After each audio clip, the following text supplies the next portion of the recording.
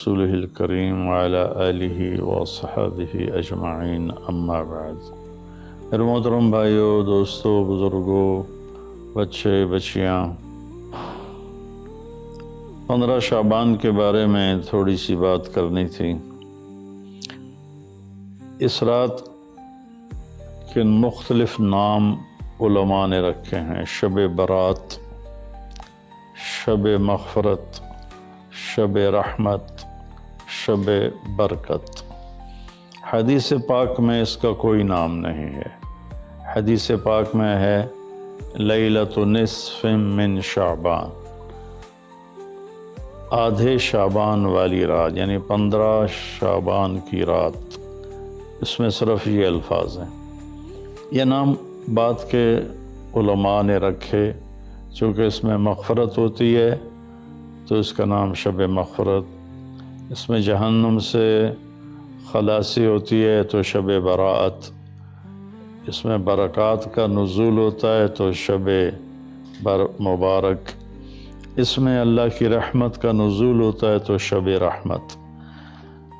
لیکن لیلۃ نصف من شعبان اس کا نام حدیث پاک میں آتا ہے۔ اس کے بارے میں امت میں 2 طبقے ہیں، دونوں انتہا پر ہیں، جو نامناسب ہے۔ ایک طبقہ ہے جو بالکل اس کی نفی کرتا ہے، رد کرتا ہے اور اس میں شدت اختیار کرتا ہے۔ اختلاف کا اصول ہے کہ اپنی بات پیش کرو، دوسرے کو عزت دو، لیکن اپنی بات پیش کرتے ہوئے روڈ ہو جانا، ریش ہو جانا اور دوسروں کی بے عزتی کرنا، یہ اللہ کو ناپسند ہے۔ یہ اللہ کی بارگاہ میں انتہائی ناپسند چیز ہے، تو اس کی بالکل نفی کرتے ہیں کہ کچھ بھی نہیں ہے۔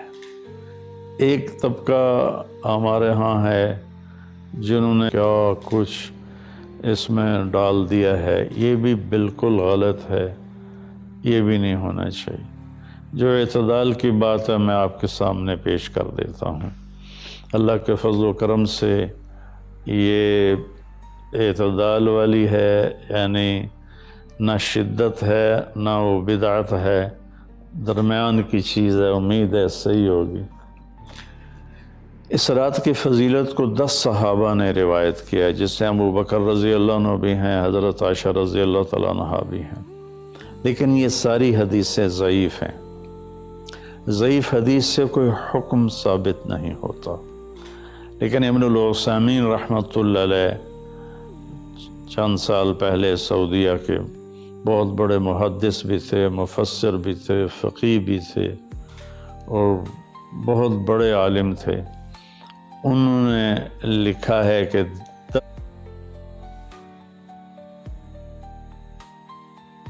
10 حدیثیں ضعیف جب اکٹھی ہو جاتی ہیں تو وہ حسن کا درجہ حاصل کر لیتی ہیں۔ حسن لغیر ایک ٹرم ہے محدثین کی کہ وہ قابل قبول ہو جاتی ہیں اور اس کو فضائل میں قبول سمجھا جاتا ہے، حجت سمجھا جاتا ہے۔ عمل کے ثبوت کے لیے، عبادت کے ثبوت کے لیے، عقیدہ کے ثبوت کے لیے صحیح حدیث کے بغیر کوئی حدیث بھی قبول نہیں ہے۔ تو اس لیے 10 حدیثوں ضعیف کا جمع ہو کر اس کی فضیلت کا بولنا اس کے اندر کچھ نہ کچھ رکھتا ہے۔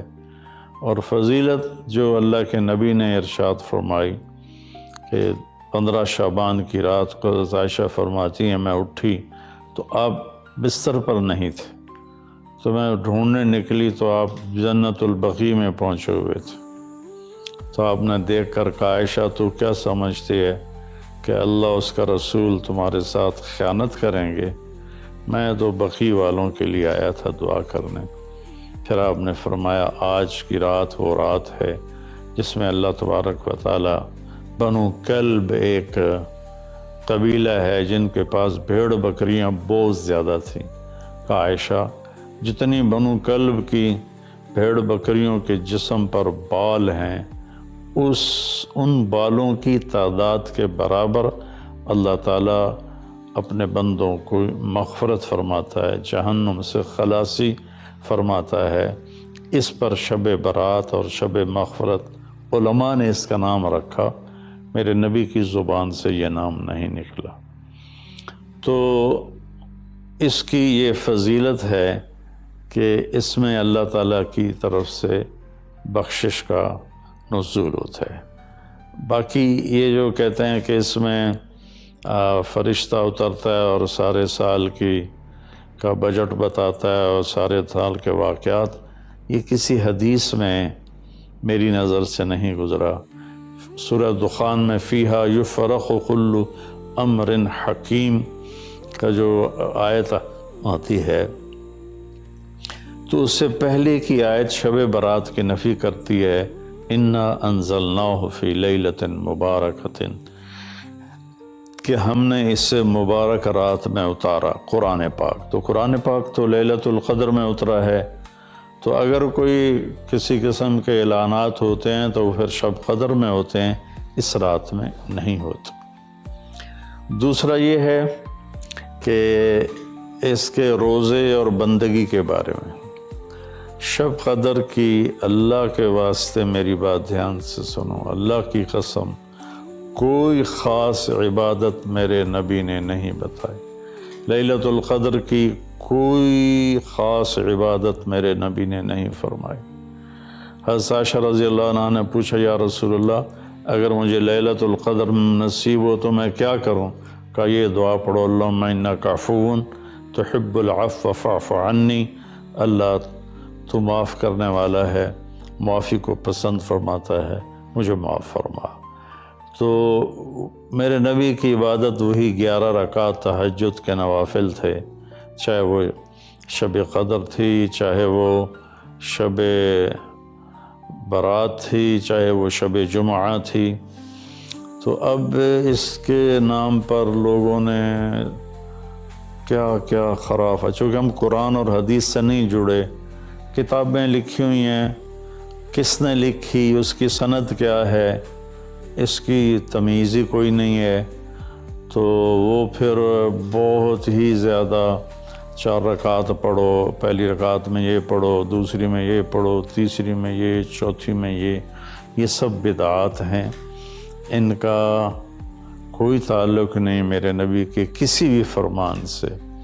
میرے نبی نے صرف عبادت کا فرمایا ہے، عبادت تو شب قدر میں بھی کوئی خاص عمل نہیں۔